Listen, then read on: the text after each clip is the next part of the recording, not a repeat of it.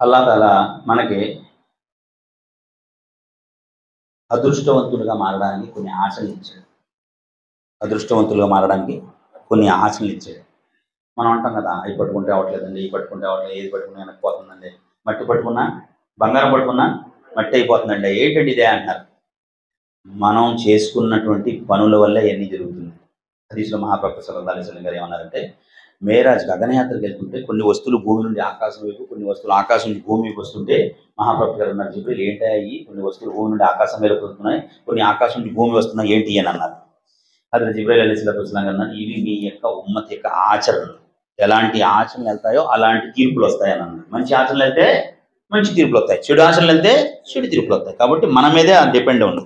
కాబట్టి మనం కూడా కొన్ని ఆచరణలు చేసుకుంటూ ఉంటే తద్వారా మన జీవితంలో ఉన్న చెడు పోయి మంచి అవుతుంటుంది. महाप्रभु सल्लल्लाहु अलैहि वसल्लम ने सादतमंद बनने के लिए 5 तरीके के अमाल किया करो. ఏమన్నారు, 5 రకాలైనటువంటి కార్యాలు చేయండి, పుణ్యకార్యాలు చేయండి, తద్వారా మిమ్మల్ని మీరు అదృష్టవంతులుగా నియమించుకోండి అన్నారు. అదృష్టవంతులు అవడానికి ఏంటంటే 5 ఆచరణలు చేయాలండి. ఎన్ని ఆచరణలు చేయాలి? చేద్దాం ఇన్షాల్లా. ఒకటి, మహాప్రభు సల్లల్లాహు అలైహి వసల్లం గారు ఏమన్నారంటే, మొదటి మాట, ప్రతి పనికి ముందు బిస్మిల్లా చెప్పాలి. ప్రతి పనికి ముందు ఏ పని చేసినా, మీరు ఆటో ఎక్కినా, బండి ఎక్కినా, పని మొదలుపెట్టే ముందు, వ్యాపారం మొదలుపెట్టే ముందు ఏం చెప్పాలంట? అలవాటు చేసుకోండి. ఎక్కడైతే అల్లా యొక్క నామం ఉంటుందో అక్కడ శైతాన్ రాలేడు. హదీస్‌లో మహాప్రభు సల్లల్లాహు అలైహి వసల్లం గారు ఏం సెలవు ఇచ్చారంటే, ఇంట్లో వచ్చేటప్పుడు ఏ వ్యక్తి అయితే బిస్మిల్లా అంటాడో, సలాం చేస్తాడో, ఇంట్లో కుడికాలు పెట్టి వస్తాడో, శైతాన్ బయట ఉండి అంటాడంటే, ఈ ఇంట్లో ప్రవేశించే హక్కు నాకు లేదు. భోజనం చేసేటప్పుడు బిస్మిల్లా అని మీరు చెప్తే పక్కన శైతాన్ నిలబడి అంటాడు, ఈ భోజనంలో తినే హక్కు అర్హత నాకు లేదంటాడు. ఎక్కడైతే అల్లా యొక్క నామం తీసుకున్నారో వాడు డోర్ బంద్. మనం ఏం చేసాం, అది మానేసాం. డైరెక్ట్గా వచ్చి రాగానే ఏంటి కూర అని మొదలెడతాం, ఏంటి ఎలా ఉంది అని మొదలెడతాం. బిస్మిల్లా లేదు, అల్లా లేదు, ఏమీ లేదు. దానివల్ల రకరకాలైనటువంటి అజీర్తులు, రోగాలు, ఇబ్బందులు అన్నీ మా ప్రాబ్లమే. అదే బిస్మిల్లా అని తిన్నాము, అల్లా తఆలా అజీర్తి నుండి, అనారోగ్యం నుండి రక్షిస్తాడు. అందులో ఉన్న కీడు నుండి అల్లా రక్షించి దాని ద్వారా మనకు శక్తిని ప్రసాదిస్తాడు. కాబట్టి ప్రతి పని చేసే ముందు ఏం చెప్పాలి? చెప్తామా ఇన్షాల్లా.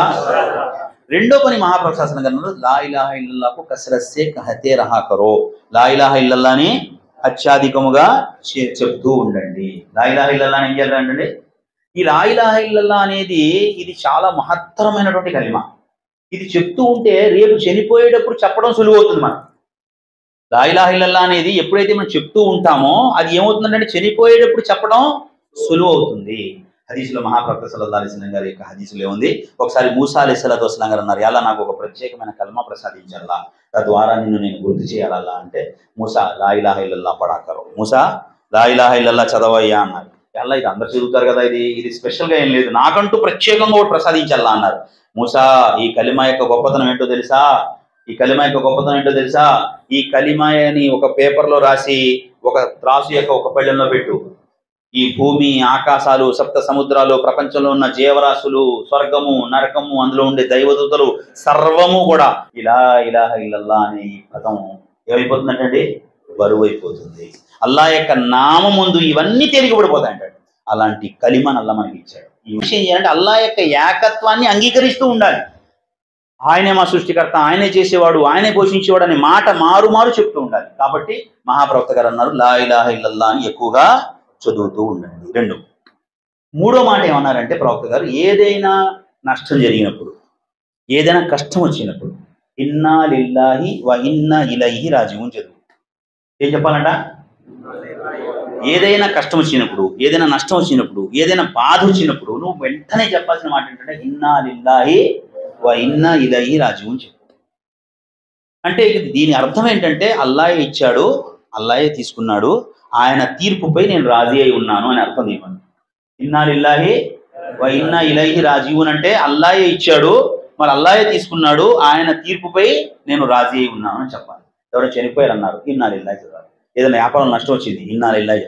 ఇలాగ ఏదైతే ఉందో ఆ మాట ఏం చెప్పాలంటే మనం ముందుగా ఆ మా మదిలో, అంతేగాని అబ్బా అది అమ్మ అలా అయిందిరా, ఆడు చేశాడు రా, ఈడు చేశాడు రా, అలా అయింది నైనా ముందర ఈ మాట చెప్పు. దీనికన్నా ఉన్నతమైంది అల్లా నీకు ప్రసాదిస్తాడు.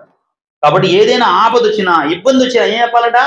ఇన్నా లిల్లాహి వ ఇన్నా ఇలైహి రాజిఊన్. ఎన్నైనా 4 డౌట్గా ఉంది మనకి ఉస్మానా.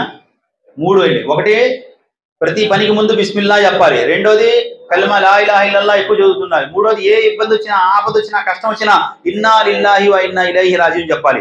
4వ విషయం ప్రవక్త గారు అన్నారు, ఎప్పుడూ కూడా అల్లాహకు కృతజ్ఞతా భావంతో ఏ పని జరిగినా అల్హమ్దులిల్లా చెప్పాలి.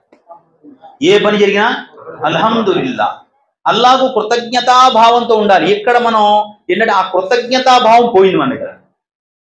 ఏముందండి మనం ఎలా ఉన్నావా అల్హమ్దులిల్లా అంట్లా ఏముందండి ఏడ్చినట్టే ఉంది మనకి అంటున్నాం. ఏడ్చినట్టే ఉంది అన్నాడు కదా, ఎలా కూడా అడిగి చెప్పడానికి నిజంగా ఏడుతూనే ఉంటాడు. ఇక్కడ వాడు ఎన్ని కవర్ చేద్దాం లేదు. ఎప్పుడు కూడా మహాప్రభుశాసనం గారికి అల్లా ఏమన్నంటే, ప్రవక్త గారు మీరు అంటే నేను మక్కాలో ఉన్న పర్వతాన్ని బంగారంగా చేసి మీ వెనకాల నడిపిస్తానంటే, ప్రవక్త గారు ఏమని చెప్పారంటే, అల్లా ఏ పూట తింటానో నీకు కృతజ్ఞత తెలుపుతాను అల్లా, ఏ పూట పస్తులు ఉంటానో ఆ పట్ల నేను ఓర్పుతో ఉంటాను తప్ప నాకు ఈ యొక్క బంగారపు యొక్క నిధులు అక్కర్లేదన్నా. తింటే కృతజ్ఞత, లేకపోతే సబర్, ఓర్పుతో ఉంటాను తప్ప ఇవి అక్కర్లేదన్నారు. తింటే అంటే ఎప్పుడుకో అప్పుడు, డైలీ కాదు. ఇక్కడ ఎప్పుడు తింటాను అప్పుడు నీ కృతజ్ఞత. అంటే ఎలాగున్నా సరే అల్హమ్దులిల్లా, ఎలా ఉన్నారు అల్హమ్దులిల్లా, అంతేగాని ఇలా ఏమనండి మొత్తం పోయింది ఇంకేముంది అడుక్కు తింటున్నాం అయిపోయింది, చాప్టర్ అయిపోయింది, ఇంకా రేపు ఇలాంటి ఎంతసేపు ఏడుపు మాటలు మనం ఏం చేయాలి, మానేయాలి. అల్హమ్దులిల్లా అల్హమ్దులిల్లా అలా అంటుంటే అల్లా ఏం చేస్తాడంటే, ఏంట్రా ఏం లేకపోయినా అల్హమ్దుల్లా అంటున్నాడు. నేనేం చేశానో తెలుసు, ఆడికి ఏంటో తెలుసు, అయినా మళ్ళీ అల్హమ్దుల్లా అంటున్నాడు ఏంటని అల్లా తాలా నీ జీవితాన్ని మళ్ళీ మారుస్తాడు. ఇన్షాల్లా మంచి గొప్పతనంలో మంచి ఉన్నతమైన స్థితిలో తీసుకొస్తాడు. సహాబాలు కడుపు రాళ్ళు కట్టుకుని ఎలా ఉన్నారా అల్హమ్దులిల్లా. ఇప్పుడు ఫలస్తీన్లో మరి మీరు చూస్తే వాడు ఎంత దారుణమైన పరిస్థితి. ఏంటంటే ఇప్పుడు ఎలా ఉన్నారా, అల్లా మీకు ఇలా చేశాడు కదంటే అల్హమ్దులిల్లా అన్నారు. మీరు చూడండి, ఒక వీడియో అది వచ్చింది.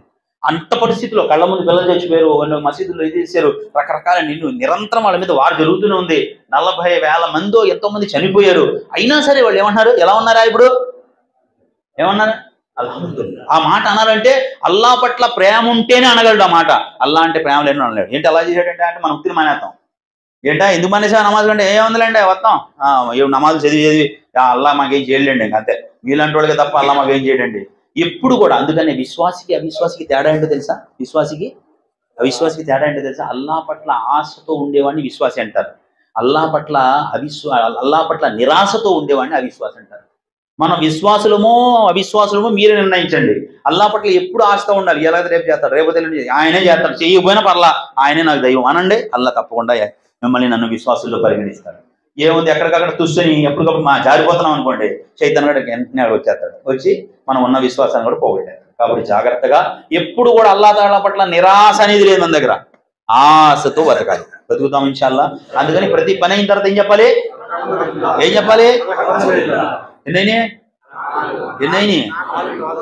ఎన్నైనా అంటే అల్హమ్దులిల్లా అంటే పూర్తి చేసేయండి బాబు, గొడవలేదు అల్హమ్దులిల్లా అంటే అయ్యో అయ్యో. ఆ తర్వాత 5వ మాట ప్రవక్త గారు అన్నారు, అస్తగ్ఫార్ జ్యాదా పడతే రహా కరో, అల్లా తాలా పాప క్షమాపణ వేడుతూ ఉంటూ. అల్లా తాలా ప్రవక్త గారిని దీని పని చేయడానికి ఆయన బాధ్యత ఇచ్చిన తర్వాత, బాధ్యత పూర్తి అయిపోయిన తర్వాత అల్లా తాలా ఖురాన్లో ఏమన్నారంటే ఫస్తగ్ఫిరుహు ఇన్నహు కాన తవ్వాబా. ఓ ప్రవక్త గారు మీకు ఎప్పుడైతే ఈ పని అప్పచెప్పడం జరిగిందో దీన్ని సక్రమంగా నిర్వర్తించినందుకు అల్లా దగ్గర మీరు క్షమాపణ పెడుతూ ఉండండి. ప్రవక్త గారికి అల్లా తాలా అంటున్నాడు ఖురాన్లో, మీరు అస్తగ్ఫార్ చదవండి అని. అంటే అల్లా తాలాకు అస్తగ్ఫార్ చేయడం అనేది, పాప క్షమాపణ వేడటం అనేది చాలా అల్లా తాలాకు చాలా ఇష్టము. కాబట్టి ఏదైనా పొరపాటు మాఫ్. హదీస్లో మహాప్రభు సల్లల్లాహు అలైహి వసల్లం గారు అస్తగ్ఫార్ గురించి ఏం చెప్పారు, ఎవరైతే ఎక్కువగా పాప క్షమాపణ కోరుతూ ఉంటారో వారు ఊహించని చోటు నుండి అల్లా తాలా వాళ్ళకి ఆహారాన్ని ఏర్పాటు చేస్తారు. కాబట్టి అల్లా తాలా దగ్గర అస్తగ్ఫిరుల్లాహ్ అస్తగ్ఫిరుల్లాహ్ అస్తగ్ఫిరుల్లాహ్ అస్తగ్ఫిరుల్లాహ్, అల్లా మమ్మల్ని క్షమించాలా, అల్లా మమ్మల్ని క్షమించాలా అని ఎప్పటికప్పుడు అల్లా తాలాని వేడుకుంటూ ఉండాలి. ఇన్షాల్లా చేద్దాం ఇన్షాల్లా.